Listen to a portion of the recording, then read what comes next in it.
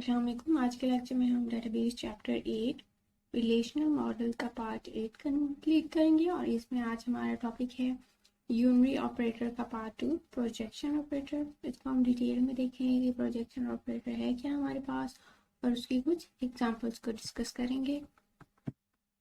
सबसे पहले डेफिनेशन पे आ जाते हैं कि प्रोजेक्शन ऑपरेटर कहते किसको हैं। Projection operator is also unary operator. The projection operator is by it limits the attributes returned from the original relation. The resulting relation have same number of tuples as original relation. यहाँ पे पहली बात क्या हो रही है? पहली बात तो ये है कि ये हमारे पास जो प्रोजेक्शन ऑपरेटर है वो यूनरी ऑपरेटर की एक टाइप है। ठीक है, ये यूनरी ऑपरेटर के अंडर आता है हमारे पास। और प्रोजेक्शन ऑपरेटर के लिए जो हम सिंबल यूज करते हैं वो है हमारे पास पाई। और नेक्स्ट वो बता रहे हैं हमारे पास कि जो आपका प्रोजेक्शन ऑपरेटर है वो किस चीज पर लिमिट लगाता है, नंबर ऑफ एट्रीब्यूट्स या आपके टेबल में जो कॉलम्स हैं उन पे लिमिट लगाता है आपका प्रोजेक्शन ऑपरेटर। पीछे हमने सिलेक्शन ऑपरेटर को डिस्कस किया था, तो वो किस चीज को फिल्टर आउट कर रहा था, रोज को या टपल्स पे डिफरेंट चेक्स लगा रहा था। ठीक है, लेकिन जो आपका प्रोजेक्शन ऑपरेटर है वो आपके एट्रीब्यूट्स पे चेक लगाएगा या उसको लिमिट करेगा। The resulting relation have same number of tuples as the original relation. क्योंकि आपका प्रोजेक्शन ऑपरेटर सिर्फ एट्रीब्यूट्स पे या कॉलम्स पे काम कर रहा है, तो इसका इफेक्ट आपके टेबल के अंदर जो रोज मौजूद हैं या जो टपल्स मौजूद हैं उन पे कोई नहीं होगा। जो रिजल्टिंग टेबल होगा हमारे पास उसमें भी सेम नंबर ऑफ रोज होंगी जो हमारे मेन टेबल में थी। अगर डिफरेंस आएगा तो वो सिर्फ और सिर्फ आपके एट्रीब्यूट्स में आएगा। ये आपका जनरल सिंटेक्स डिस्कस किया हुआ है, यानी कि प्रोजेक्शन ऑपरेटर अगर हम यूज कर रहे हैं तो उसको लिखने का तरीका क्या है। ये पाई का सिंबल है, एज इट इज आएगा। नीचे सबस्क्रिप्ट में एट्रीब्यूट्स, यानी कि उस टेबल में से आपको जो जो एट्रीब्यूट्स चाहिए वो लिख देंगे। और आर का मतलब है रिलेशन, यानी कि यहाँ पे उस मेन टेबल का नाम आएगा। ठीक है, प्रोजेक्शन ऑपरेटर आप कहाँ यूज करेंगे? प्रोजेक्शन ऑपरेटर आप वहाँ यूज करेंगे जहाँ आपको पूरे के पूरे टेबल के तमाम एट्रीब्यूट्स को नहीं देखना। आप चाहते हैं कुछ एक दो या कुछ कम एट्रीब्यूट्स को देखना चाहते हैं, तो वहां पे आप प्रोजेक्शन ऑपरेटर लगाएंगे और इसके थ्रू जो आपके रिक्वायर्ड एट्रीब्यूट्स या रिक्वायर्ड कॉलम्स हैं टेबल के, सिर्फ वो जो है वो आप रिजल्टिंग टेबल में शो करा देंगे। जो बाकी डाटा है वो हिडन रहेगा या वो आपके यूजर को शो नहीं होगा, वो मेन टेबल में मौजूद रहेगा। ये सिंटेक्स आई होप आपको समझ आ गया। आगे हम एग्जांपल डिस्कस करते हैं, उससे आपको फर्दर जो है वो डिटेल में समझ आ जाएगी। एग्जांपल के लिए जो हमने मेन टेबल यूज करना है वो यहाँ पे दिखाया गया है। Assume a relation employee has following tuples। Table का नाम क्या है आपके पास? एम्प्लॉय है। और इसमें एट्रीब्यूट्स है हमारे पास नेम, ऑफिस, डिपार्टमेंट और रैंक, यानी कि हर एम्प्लॉय से रिलेटेड ये इन्फॉर्मेशन दी हुई है हमने। और ये टपल्स हैं इसके अंदर, मतलब कुछ एम्प्लॉयज का डाटा एंटर किया हुआ है। इसको हम मेन टेबल के तौर पे यूज करेंगे। ठीक है, और अपनी जो भी प्रोजेक्शन की क्यूरीज हैं या क्वेश्चन हैं वो इसकी बेस पे सॉल्व करेंगे। नेक्स्ट एग्जांपल है हमारे पास। क्वेश्चन क्या है? सबसे पहले हमारे पास display only names and department of employ. क्योंकि अब हम प्रोजेक्शन ऑपरेटर पे काम कर रहे हैं, तो प्रोजेक्शन ऑपरेटर किन पे काम करता है? सिर्फ और सिर्फ कॉलम्स पे या एट्रीब्यूट्स पे। यानी कि अगर हमने टेबल के अंदर से कुछ कम एट्रीब्यूट्स अगर यूजर को दिखाने हैं तो हम प्रोजेक्शन यूज करेंगे। तो यहाँ पे क्वेश्चन में यही बात हो रही है कि display only names and department. क्या क्या चीजें दिखानी है? नेम और डिपार्टमेंट ऑफ एम्प्लॉयज, यानी कि एम्प्लॉय टेबल से आपने कौन से दो एट्रीब्यूट्स फेच करके लाने हैं? नेम और डिपार्टमेंट। क्वेश्चन में हर चीज क्लियर होती है, सिर्फ आपने उसको अच्छी तरह अंडरस्टैंड करना होता है, रीड करना होता है। तो आंसर है हमारे पास पाई। सिंटेक्स में आपने देखा था एज इट इज सिंबल आएगा और यहाँ पे आ जाने हैं एट्रीब्यूट्स के नेम। सबस्क्रिप्ट में जो जो एट्रीब्यूट आप उस मेन टेबल से लेके आना चाह रहे हैं उनके नाम आप यहाँ पे लिख देंगे। एक है तो सिंपल एक आ जाएगा, एक से ज्यादा है तो उनको कॉमा सेपरेट कर देंगे। ठीक है, यहाँ पे हमें क्या क्या चाहिए थे? नेम और डिपार्टमेंट। तो नेम आ गया और साथ डिपार्टमेंट आ गया। नेक्स्ट आ गया हमारे पास टेबल का नाम जिससे हमने फेच करके लाना है। आपका मेन टेबल जो था एम्प्लॉय, उसका नाम आ गया ब्रैकेट्स में। ठीक है, तो इसका रिजल्ट जो होगा क्यूरी का वो इस तरह का होगा, नेम और डिपार्टमेंट। जो हमारा मेन टेबल था वो ये था। ठीक है, इसमें से हमें ये नेम वाला चाहिए था और डिपार्टमेंट वाला चाहिए था। तो रिजल्टिंग टेबल में आपके पास ये दोनों आ गए। रोज में कोई फर्क नहीं पड़ा, रोज सारी की सारी फेच होके आई हैं जितनी मेन टेबल में थी। सिर्फ डिफरेंस आता है तो वो एट्रीब्यूट्स पे आता है। इस तरह जो जो आपको एट्रीब्यूट चाहिए वो आप यूज कर सकते हैं।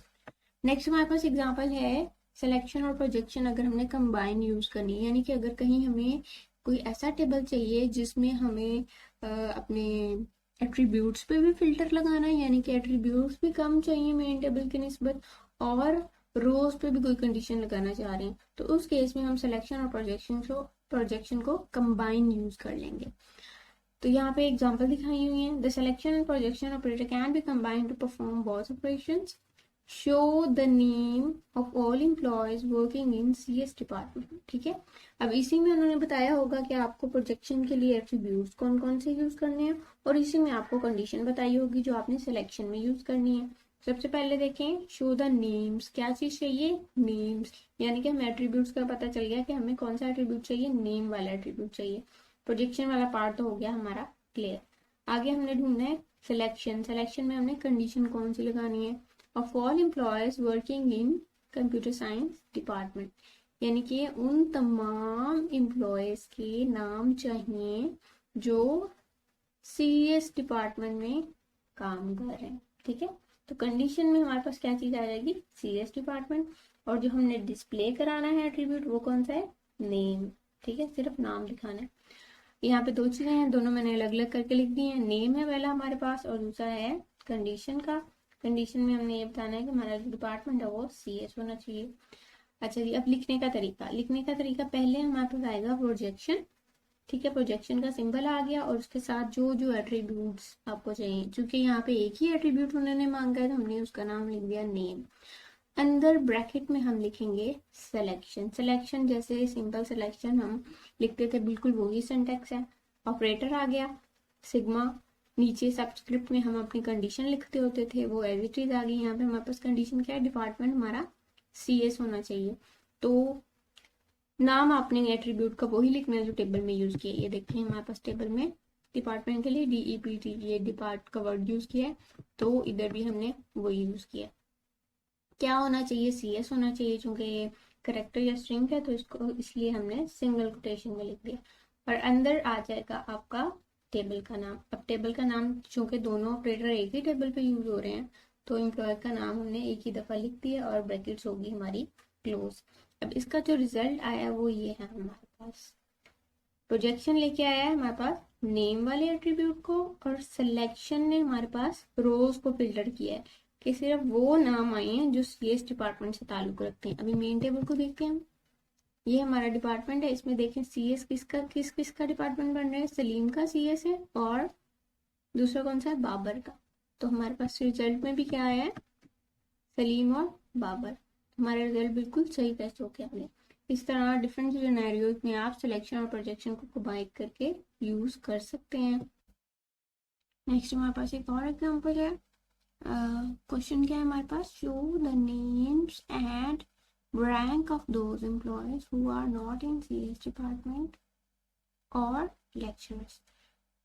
क्वेश्चन को डिटेल में अपने वर्ड से पढ़ना है ताकि आपको क्लियर हो जाए कि कहाँ हमारे पास सिलेक्शन से रिलेटेड इन्फॉर्मेशन दी हुई है और कहाँ हमें प्रोजेक्शन से रिलेटेड बताया हुआ। तो सबसे पहले उन्होंने क्या कहा है, शो नेम एंड रैंक, यानी कि ये उन्होंने बता दिया आपके पास एट्रीब्यूट के नाम कि कौन कौन से एट्रीब्यूट आपने दिखाने। तो एट्रीब्यूट किसके अंदर आते हैं, प्रोजेक्शन के। तो हमें पता चल गया कि प्रोजेक्शन में हमने नेम और रैंक को यूज करना है। नेक्स्ट हमें चाहिए सिलेक्शन में हमने बतानी होती है कंडीशन के किस कंडीशन की बेस पे हमने रोज को फिल्टर करना है। Of those employee who are not in CS department, यानी कि वो एम्प्लॉय जो ना तो सीएस डिपार्टमेंट में है और ना ही लेक्चरर्स है। ठीक है, तो हमें वो वाले एम्प्लॉयज को ढूंढना है, ऐसी कंडीशन बनानी है जिसके अकॉर्डिंग हमारे पास वो एम्प्लॉयज आए जिनका लिंक ना तो सीएस डिपार्टमेंट से है और ना ही उनका रैंक जो है वो लेक्चरर का हो। ठीक है, तो इसके लिए हम देखते हैं इसको कैसे फुलफिल करेंगे। पहले तो ये दो पार्ट्स मैंने अलग अलग कर दिए हैं। फर्स्ट में हमारे पास जो ये पहला पॉइंट है ये बता रहा है कि आपने प्रोजेक्शन में कौन कौन से एट्रीब्यूट्स को यूज करना है, और सेकंड पार्ट आपको बता रहा है सिलेक्शन की कंडीशन जो हमने यूज करनी है। तो एज इट इज आपने वर्ड्स को गौर करना है, वर्ड पे आप गौर करें तो आपको पता चल जाता है कि आपने कंडीशन कैसे बनानी है, अंदर कौन सा ऑपरेटर आना है। देखें, अगर हम पहले बात करें अंदर वाले पार्ट की, नॉट इन CS डिपार्टमेंट और लेक्चरर। CS डिपार्टमेंट हो और का सिंबल यानी कि या, और लेक्चरर, तो इसके लिए हमारे पास क्या कंडीशन बनती है, ये ब्रैकेट लगा दी मैंने सिंपल, CS डिपार्टमेंट और लेक्चरर। अगर हमारे पास वो एम्प्लॉयज आ जाएं जो या तो CS डिपार्टमेंट से ताल्लुक रखते हैं या लेक्चरर हैं, ठीक है, उसके बाद अगर हम इसके साथ नॉट का सिंबल लगा दें, बाहर उन्होंने नॉट लगाया ना तो सिंबल हम भी नॉट का ऑपरेटर लगा देंगे। अगर हम नॉट का ऑपरेटर लगा देंगे तो वो इस चीज को बिल्कुल उलट कर देगा। नॉट का काम यही है ना, अगर आपके पास रिजल्ट ट्रू है तो उसको फॉल्स कर देगा, फॉल्स है तो उसको ट्रू कर देगा। तो जो हमारे पास ये नॉट ऑपरेटर होगा, हमारे पास इसके साथ अगर हम नॉट लगाएंगे तो वो क्या करेगा, वो टेबल में से उन रोज को ले आएगा जो ना तो CS डिपार्टमेंट से एम्प्लॉयज ताल्लुक रखते होंगे, ना ही जिनका रैंक लेक्चरर होगा, यानी कि इस कंडीशन को बिल्कुल उलट कर देगा। अब देखते हैं इसको हमने लिखना कैसे है। सबसे पहले प्रोजेक्शन का पार्ट लिखते हैं हम। प्रोजेक्शन के लिए पाई का सिंबल आ गया, अंदर आ गया हमारे पास एट्रीब्यूट की नेम, जो जो एट्रीब्यूट हमने यूज करने हैं, नेम और रैंक था हमारे पास, तो हमने वो सबस्क्रिप्ट में लिख दिया है, यानी कि इसकी बॉटम में बेस में लिखते हैं। नेक्स्ट हमारे पास ब्रैकेट आ गई, ब्रैकेट में हमारे पास स्टार्ट हो रहा है हमारा सिलेक्शन का पार्ट। सिलेक्शन के लिए सिग्मा का सिंबल आ गया, और ये जो कंडीशन मैंने सिंपल लैंग्वेज में लिखी थी उसको हमने कन्वर्ट करके लिख देना है जो हमारी डेटाबेस की लैंग्वेज है उसके अकॉर्डिंग। ये देखिए हमारे पास रैंक इक्वल्स टू लेक्चरर, और का सिंबल आया, डिपार्टमेंट इक्वल्स टू CS, ये ब्रैकेट लगाई और इसके बाहर हमने लगा दिया नॉट का सिंबल। नॉट ऑपरेटर आ गया हमारे पास लॉजिकल ऑपरेटर में से, और आगे हमने लिख दिया है टेबल का नाम जिसपे ये सारा काम होना है। एम्प्लॉय टेबल पे काम कर रहे हैं तो यहाँ पे आ गया एम्प्लॉय। अब ये काम किस तरह से होगा, पहले ये इनर क्यूरी सॉल्व होगी, ठीक है, ब्रैकेट के अंदर जो लिखी हुई है, सबसे पहले ये पार्ट सॉल्व होगा। टेबल में से वो वाले रोज फेच किए जाएंगे जिनका रैंक लेक्चर है या डिपार्टमेंट कंप्यूटर साइंस है, ठीक है। उसके बाद नॉट ऑपरेटर है इसके ऊपर, तो इसका उलट हो जाएगा, यानी कि हमारे पास वो वाली रोज आ जाएंगी तमाम जिनमें हमारे पास रैंक ना तो लेक्चर हो या फिर डिपार्टमेंट CS ना हो, यानी कि वो तमाम एम्प्लॉयज का डाटा आ जाएगा जो या तो उनका डिपार्टमेंट CS से ताल्लुक नहीं है या फिर उनका रैंक जो है वो लेक्चर नहीं है, वो आ जाएंगे हमारे पास सिलेक्शन से। और उसके बाहर हमने क्या लगा दिया, प्रोजेक्शन। प्रोजेक्शन क्या करेगा, उस सारे डाटा में से जो हमारे पास फिल्टर होकर आया है रोज की बेस पे, उनमें से सिर्फ 2 कॉलम्स को सिलेक्ट करेगा, नेम और रैंक, बाकी सारे कॉलम्स छोड़ देगा, सिर्फ नेम और रैंक का कॉलम उसमें से फैच करके ले आएगा, ये आ जाएगा। ये फाइनल रिजल्ट है हमारे पास। अगर हम मेन टेबल में जाके चेक करें इसको वेरीफाई करने के लिए, तो देखते हैं हमारे पास मेन टेबल क्या था। मेन टेबल ये है हमारे पास, और हमें उनका नेम और रैंक चाहिए जिनका ताल्लुक ना तो CS डिपार्टमेंट से हो ना उनका रैंक लेक्चर हो। अब हम 1 बाय 1 जो है वो रोज को चेक करते हैं। पहली रो है सलीम, इसका डिपार्टमेंट कौन सा है, CS, यानी कि ये तो हमें नहीं चाहिए, ठीक है, हमें वो चाहिए जिनका ताल्लुक CS डिपार्टमेंट से ना हो। सेकंड पे आ जाए बाबर, बाबर इसका डिपार्टमेंट इंग्लिश है और रैंक भी एसोसिएट है, ठीक है, यानी कि हमें यहाँ पे लेक्चरर होता तो हम बाबर को भी छोड़ देते, क्योंकि यहाँ पे भी एसोसिएट है, ये यहाँ पे भी इंग्लिश है, तो कंडीशन हमारी दोनों केसेस में ट्रू हो गई है, हम इसको उठा लेंगे। उसके बाद हमारे पास क्या आ जाएगा, जुनेद, जुनेद का ताल्लुक इकोनॉमिक्स डिपार्टमेंट से है लेकिन उसका रैंक क्या है, लेक्चर, लेकिन हमें लेक्चरर्स नहीं चाहिए, ये कैंसिल होगी। गफूर, गफूर का डिपार्टमेंट हमारे पास इकोनॉमिक्स है, ये तो ठीक हो गया, ठीक है, CS नहीं है हमारे पास। दूसरा रैंक क्या है, असिस्टेंट, तो ये भी ठीक हो गया, क्योंकि यहाँ पे भी अगर हमारे पास लेक्चर होता तो हम इसको छोड़ देते, या यहाँ पे हमारे पास CS होता तो हम इसको छोड़ देते, तो ये हमारे पास आ जाएगी रो फैच हो गई। उसके बाद बाबर है, बाबर का डिपार्टमेंट सीएस है, तो आगे हमें देखने की जरूरत ही नहीं है, सीएस वाला हमें नहीं चाहिए। तो यहाँ पे हमारे पास कौन कौन सी 2 रोज आई, गफूर और बाबर। और इनमें से हमने कौन कौन से एट्रीब्यूट्स लेने हैं, सिर्फ नेम का और डिपार्टमेंट का, नेम और रैंक का। तो जो हमारे पास रिजल्टिंग टेबल आया था वो क्या था, ये देखिए, इसमें भी बाबर आ गया, उसका रैंक एसोसिएट है, गफूर आ गया, उसका रैंक असिस्टेंट है। तो इस तरह से आप उस सिनेरियो में जहाँ पे आपको ऐसा टेबल चाहिए जिसमें आपके पास कंडीशन जो है वो डिफरेंट कॉलम्स पे भी लग रही है और उसमें आपने डिफरेंट रोज को भी फिल्टर आउट करना है, तो उसमें आप सिलेक्शन और प्रोजेक्शन को कंबाइन करके यूज कर सकते हैं ताकि आपके रिक्वायर्ड रिजल्ट्स आ सकें। आई होप आपको आज का लेक्चर समझ में आ गया होगा।